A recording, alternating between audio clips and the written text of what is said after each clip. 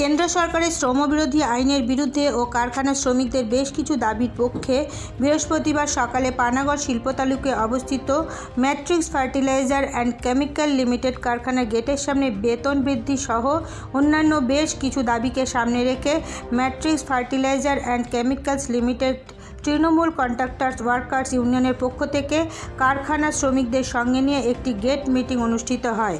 উপস্থিত তৃণমূল কংগ্রেস শ্রমিক সংগঠন আইএনটিটিইউসির ব্লক নেতা ইন্দ্রজিৎ কোনার সহ অন্যান্যরা। এদিন ইন্দ্রজিৎ বাবু জানান, 29শে জানুয়ারি শ্রমিক সংগঠনের প্রতিনিধি ও কারখানা কর্তৃপক্ষকে নিয়ে পূর্ব বর্ধমানের শ্রম কমিশনারের সঙ্গে বৈঠক হতে চলেছে। সেখানে কারখানা শ্রমিকদের বেতন বৃদ্ধি সহ অন্যান্য দাবি নিয়ে বৈঠকে আলোচনা হবে।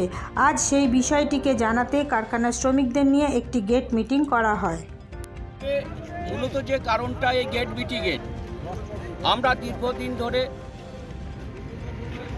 ম্যাট্রিক্সের শ্রমিকদের তরফ থেকে আমরা তাদের বেতন বৃদ্ধির জন্য আমরা এই আন্দোলন করে আসছি। সেই আন্দোলনের পরিপ্রেক্ষিতে 29 তারিখ লেবার কমিশনের, বর্ধমান লেবার কমিশনের অফিসে একটি আলোচনা সভা আছে। সেই আলোচনার 29 তারিখে যে আলোচনা হবে শ্রমিক প্রতিনিধি, লেবার কমিশন এবং ম্যানেজমেন্টের সঙ্গে, সেই জন্যই আজকে এই গেট মিটিং করে আমরা প্রত্যেক শ্রমিককে অবহিত করলাম। 29 তারিখে যে বেতন বৃদ্ধি এবং আরও যে সমস্ত দাবি দাওয়া আছে তার কি সমাধান হচ্ছে।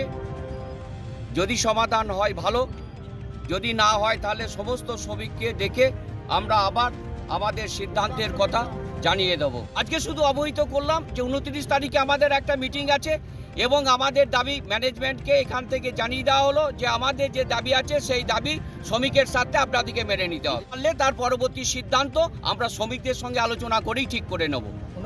এছাড়াও এই দিনের গেট মিটিং থেকে উপস্থিত শ্রমিকদের পক্ষ থেকে কারখানা কর্তৃপক্ষের বিরুদ্ধে বেশ কিছু অভিযোগ তোলা হয় এবং হুঁশিয়ারি দেওয়া হয়, শ্রমিকদের ন্যায্য দাবি মানা না হলে তারা আরও বৃহত্তর আন্দোলনে নামতে বাধ্য হবেন। প্রয়োজনে শ্রমিকরা তাদের পরিবারের লোকেদের সঙ্গে নিয়ে গেটের সামনে বসে আন্দোলন শুরু করবেন।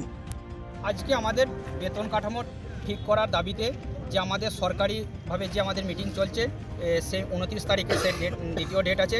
সেই ডেটে আমরা ম্যানেজমেন্টের কাছে আজকে এই বার্তা পৌঁছাতে এসেছিলাম যে আপনারা 29 তারিখে আমাদের যে দাবি সেই দাবিটা আমাদের মেনে নেবেন।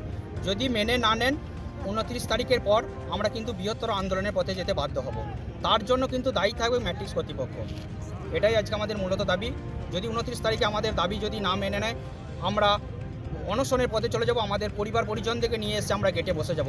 কারণ আমাদের এই যে বেতন, এই 8,000 টাকায় আমাদের সংসার চলছে না।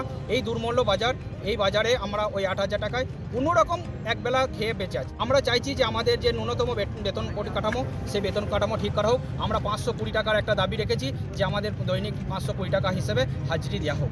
কারণ আমরা এটা একটা কেমিক্যাল প্ল্যান্ট, এখানে প্রতিনিয়ত একটা সমস্যা এবং একটা অ্যাক্সিডেন্টের মধ্যে দিয়ে আমাদের কার্য করতে হয়। আমরা টোটাল কেমিক্যাল আমরাই হ্যান্ডেলিং করি।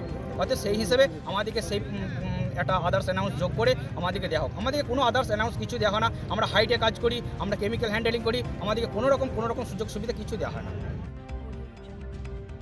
এরপর নজর রাখুন আমাদের পরবর্তী খবরে।